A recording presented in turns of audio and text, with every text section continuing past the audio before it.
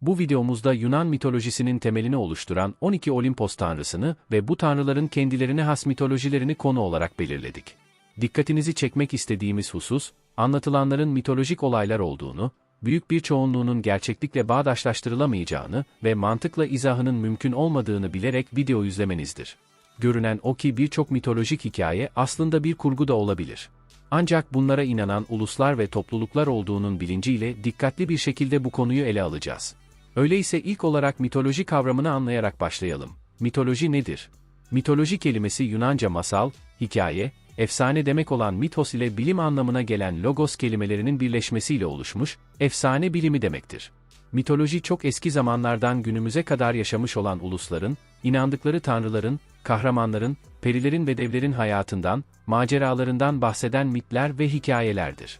Peki, birçok mitolojik konu ve olayda bahsi geçen bu Olimpos, neresidir? Ne gibi özellikleri vardır? Önce ona bir bakalım. En basit ifadeyle başlarsak Olimpos Dağı, eski Yunan mitolojisinde tanrıların oturduğu kabul edilen ve yaklaşık 3000 metre yükseklikle Yunanistan'ın en yüksek zirvesini oluşturan Teselya bölgesindeki dağdır. Makedonya ve Teselya arasında bulunan oldukça gösterişli bir sıradağın en yüksek tepesi olarak tarif edilmektedir. Kışın oldukça kalın bir kar tabakası ile kaplanıp tepesi bile görünmeyen Olimpos Dağı yaz mevsiminde büyük ve güzel ağaçlarla kaplanıyordu. Tanrılar kendilerine mesken yapmışlardı bu dağı. Yunanistan'da bir tane olmasına rağmen Anadolu'da birçok yüksek tepeye Olimpos adı verilmiştir. Derin uçurumlar ve dik yamaçlardan oluşan dağlar aynı zamanda tanrıların dünyaya hakim olmak istedikleri üsleriydi. Acaba bu tanrılar nasıl yaratıldı? Yunan mitolojisinde ilk rejimin kaos yani sonsuz merkezde ve bu merkezden ilk olarak Gaia, yani toprak ananın doğduğuna inanılmaktadır.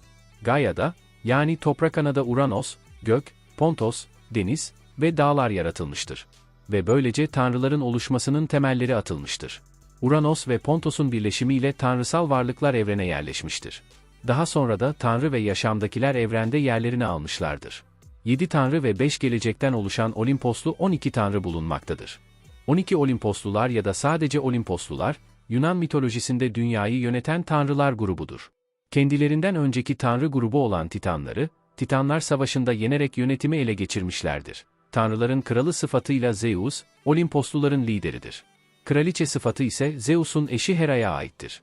Tanrıların dağın zirvesinde bulutların arasında sarayları olduğuna inanılır. Antik kaynaklar ve antik yazarlar üzerinden konuyu biraz açalım. Antik yazarlardan M.Ö. 8. yüzyılda yaşamış olan Homeros, İlyada ve Odisseya adlı eserlerinde, tanrılar ve tanrıçaların efsanelerinden, karakteristik özelliklerinden, fizyonomilerinden bahsetmesine karşın, tanrıların geçmişlerinden ve nereden geldiklerinden bahsetmez. Buna karşın çağdaşı olan Hesiodos, Tegonias'ında tanrıların nereden geldiklerini, onların belli başlı maceralarını ve evrenin nasıl yaratıldığını açıklar.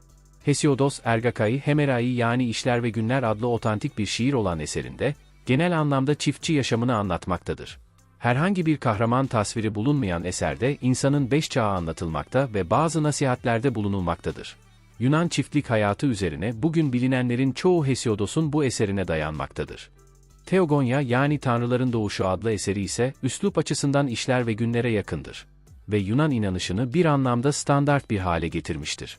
Konusu genel olarak evrenin, dünyanın ve tanrıların kökeni, varoluşları olan eser, Yunan tanrıları hakkında çok fazla bilgi vermekte ve bugün bile bir başvuru eseri niteliği taşımaktadır. Antik yazar Homeros'un, 24 bölüm ve 1600'den fazla dizeye sahip olan İlyada adlı eseri, Troya Savaşı'nın 9. yılında 51 günlük bir dönemi anlatmaktadır. Destan Akilleus'un öfkesiyle açılır ve Hektor'un cenazesiyle sona erer. Destan söz konusu 51 günlük kısmı kapsamakla beraber, bu dönemin öncesi ve sonrasıyla, savaşın çeşitli aşamalarıyla ilgili birçok olaya atıfta bulunmaktadır. Odisseya adlı eseri ise bir destan niteliğindedir. Destan daha çok Yunan kahramanı Odysseus'u ve onun Troya'nın düşmesinden sonra evine yaptığı dönüş yolculuğunu konu edinmiştir. 10 sene süren Troya Savaşı'ndan sonra Odysseus'un evinin bulunduğu İthaka'ya dönmesi bir 10 sene daha alır. Öldüğü varsayılan Odysseus'un yokluğunda, karısı Penelope ve oğlu Telemakos, Penelope ile evlenmek isteyen bir grup azılı taliple baş etmek zorundadır. Birçok bilim adamı destanın sözlü gelenekle, okunmaktan çok dinlemek amacıyla oluştuğunu düşünmektedir. Peki mitolojiye göre dünya nasıl oluştu? Tanrılar nasıl doğdu? Yunan mitolojisi bağlamında dünyanın kökeni ve tanrıların doğuşuna bir göz atalım. Buradan başladığımızda karşımıza ilk olarak kaos çıkıyor. Yunan mitolojisinde kaos, boş, boşluk, uçurum anlamını taşır ve bir çeşit ilkel tanrısal varlık olarak gösterilir. Daha sonra yerküre ya da dünya, mitolojik adıyla Gaia, kaostan doğarak çıkmıştır. Yerküre ya da Gaia'dan sonra gökyüzü, Oranos, ardından deniz, Pontos, oluşmuş, daha sonra dağlar ve denizler yerküreden doğarak var olmuşlardır. Bir bütün olarak toprağın, dünyanın doğuşuyla birlikte aşk, yani Eros doğmuştur. Eros, birleştirici özellikleriyle daha sonra üremelere olanak tanıyarak türün sürekliliğini sağlamıştır. Hesiodos'un tarafından baktığımızda, ona göre de ilk önce kaos vardı. Kaos, karışık ve hiçbir şekil almamış olan uçsuz bucaksız boşluğu ve karanlığı ihtiva ediyordu. Kaostan geniş göğüslü her şeyin dayanağı olan Gaia, yani yerküre çıktı. Sonra sevginin temeli Eros doğdu. Kaostan da Erebos yani gece doğdu. Onlar da birleşerek yerin üst tabakasının ışığı olan Ayter ve yeryüzünün ışığı olan Hemera'yı doğurdular. Işık meydana geldikten sonra yaratılış durmadan devam etti. Kaos bunları doğururken Gaia da Uranos'u yani gökyüzünü, ondan sonra da Pontus'u yani denizi doğurdu. Hesiodos, dünyanın oluşumunu bu şekilde tasvir eder. O zaman, aklımıza takılan bir sorunun cevabını arayalım. Yunan mitolojisine göre dünyanın oluşumu ve tanrıların doğuşunun ilk adımları bu şekilde atıldı ise, yine Yunan mitolojisine göre insan nasıl oluştu? Mitolojiye baktığımızda Prometheus, insanın yaratılışında önemli bir rol oynamıştır. Yine Yunan mitolojisine göre Prometheus balçığı gözyaşlarıyla yoğurarak insanı oluşturmuştur. Prometheus, öteki kardeşleri gibi, tanrısal düzene kafa tutmuş, sonunda insanı ortaya çıkararak ve ona ateşi, dolayısıyla yaratıcılığı, bilimi ve uygarlığı vererek düzeni değiştirmeyi başarmıştır. Prometheus ilginç bir karakter. Olimpos tanrılarının kudretine ve kuvvetine karşılık kurnazlık ve zekasıyla ön plana çıkmıştır. Titanların isyanları sırasında tarafsızlığını korumuş ve kendisine baş kaldırmayan bir Titanoğlu olduğu için Zeus tarafından Olimposlular arasına kabul edilmiştir. Fakat kendi ırkını mahveden Zeus ve arkadaşlarına kin besliyordu ve insanı oluşturmaya karar verdi. Ancak ilk insanlar çiğ etlerle besleniyorlar, ateşin faydalarını bilmeden rezil bir hayat yaşıyorlardı. Prometheus insanların daha iyi bir hayat yaşamaları için Hephaistos'un ocağından ateşi çalarak insanlara götürdü. Ateşle birlikte insanlar daha iyi yaşamaya başladılar. Ancak zamanla zavallılıklarını unutarak gurura kapıldılar ve kendilerini tanrılara eş tuttular. Onlara karşı vazifelerini unuttular. Zeus, ateşi vererek insanları şımartan Prometheus'a çok kızdı ve Kafkas dağlarının en yüksek tepesine göndererek onu bir kayaya çaktırdı. Onun bahtsızlığı bununla da bitmedi. Her sabah kocaman bir kartal gelip Prometheus'un ciğerlerini yiyordu. Akşama kadar onun yediği ciğer, gece sabaha kadar yeniden büyüyor ve eski haline geliyordu.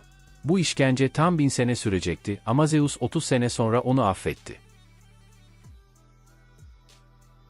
İnsanın doğuşu olarak Yunan mitolojisinde anlatılan bu efsanenin ardından bir de bu efsaneyle bağlantılı olarak Yunan mitolojisine göre kadının doğuşundan söz edelim. Prometheus'un çalarak insanlara verdiği ateş, onları şımartınca Zeus o zamana dek yalnızca erkeklerin yaşadığı dünya için kadını gönderdi. Zeus'un emriyle Hephaistos balçığı suyla yoğurarak ilk kadının vücudunu yaptı. Bunu yaparken Afrodite'nin vücudunu model olarak kullandı. Heykel bitince onun kalbine bir kıvılcım koydu. O zaman heykel canlanmaya başladı.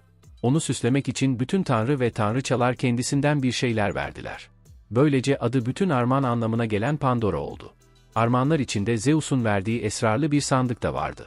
Sandığı verirken Zeus'un, "Sakın bu kutuyu açma" diye tembih etmesine rağmen meraklı kadın Pandora, Zeus'un emrini unutarak kutuyu açtı.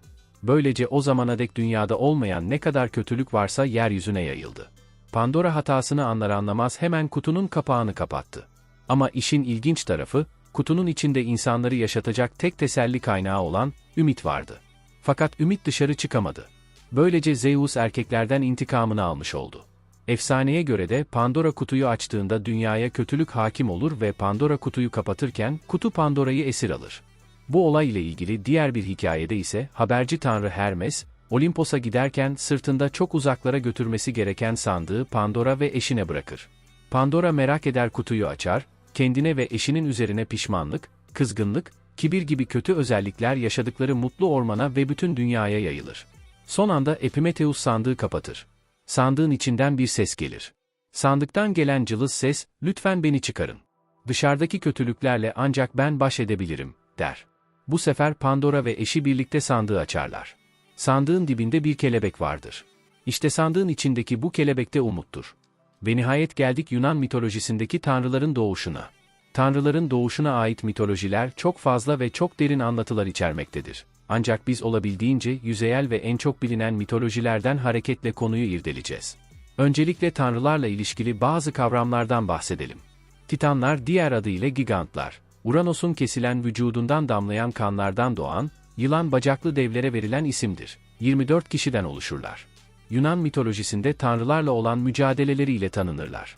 Tasvirlerinde özellikle tanrıların ezdikleri, yılan bacaklı işlenen gigantlar, acılar içinde kıvranırken gösterilirler.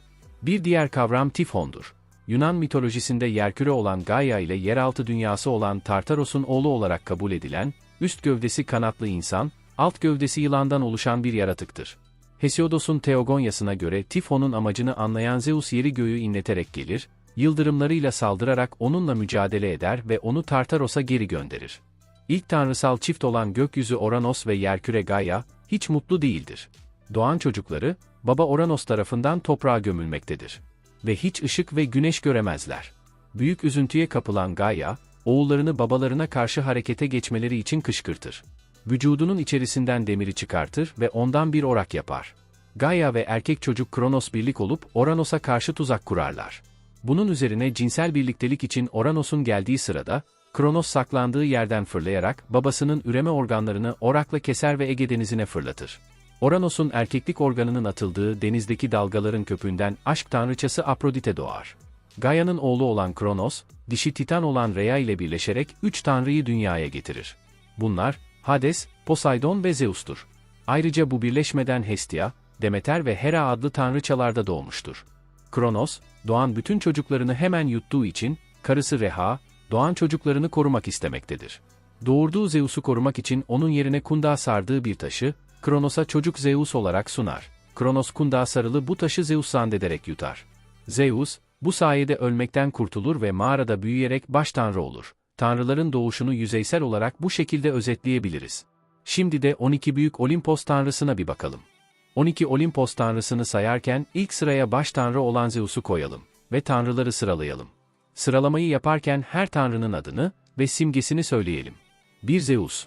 Simgesi şimşeğin yanı sıra boğa, kartal ve meşe ağacıdır. Aynı zamanda tanrıların kralı olduğu için taht ve asa ile de sık sık betimlenir. 2. Hera. Simgeleri nar, zambak, inek, aslan, akrep ve en önemlisi tavus kuşudur. 3. Athena. Athena'nın sembolleri, kalkan, mızrak, zeytin dalı ve baykuştur. Mızrak savaşı, zeytin dalı barışı, gök gözlü baykuş da bilgeliği temsil eder. 4. Apollon. Simgesi yay, ok ve bir müzik enstrümanı olan lir ve defne bitkisidir. 5. Artemis. Artemis'in simgesi yay, ok, geyik, köpek ve aydır. 6. Hermes. Hermes'in kanatlı ayakkabıları ve yılanlı asası vardır. 7. Hephaistos. Bir demirci olan Hephaistos çekiç ve örs ile gösterilir. 8. Hestia. Simgesi ocak ateşi dışında, eşek ve domuz da sembolleri arasında yer alır. 9. Ares. Ares'in miğferi ve mızrağı vardır. 10. Afrodit. Aşk ve güzellik tanrısı olan Afrodit'in simgesi güvercin, kuğu, yunus, deniz kabuğu, mersin bitkisi ve güldür. 11. Demeter. Sağ elinde bir buğday başağı, sol elinde de yanan bir meşale tutar. 12. Poseidon. 3 dişli yaba, at, yunus ve boğa ile gösterilir. Ancak burada anlatmamız gereken özel bir durum var. Hestia, Zeus'un küçük kız kardeşi olmakla birlikte genellikle 12 Olimpos tanrısı arasında tutulmamaktadır. Evi ve ocağı koruyan Hestia, tüm tanrıçaların en nazik olanıydı. Kaynaklara göre 12 Olimpos tanrısından olmakla birlikte, Dionysos doğduğunda, Hestia ona kendi isteğiyle tahtını vermiştir. Dolayısıyla üzüm asması, sarmaşık, panter simgeleriyle betimlenen Dionysos'u da 12 Olimposlu tanrı arasında sayabiliyoruz. Yunan mitolojisine şekil veren ve ana hatlarının oluşmasını sağlayan 12 Olimposlu tanrıyı kısaca özetlemiş olduk. Elbette Yunan mitolojisinde, saydığımız bu tanrılar dışında başka tanrılar, önemli büyük kahramanlar da bulunmaktadır. Mitoloji oynatma listesi başlığı altında Olimpos tanrıları, diğer tanrılar ve büyük kahramanlarla ilgili videoları bulabileceksiniz. Yunan mitolojisinde anlatıldığı şekliyle dünyanın oluşumu, tanrıların doğuşu ve 12 Olimpos tanrısını kısaca anlattığımız videomuzun sonuna geldik. Kanalımızı beğenip abone olmayı unutmayınız. Tekrar görüşmek üzere, esen kalın.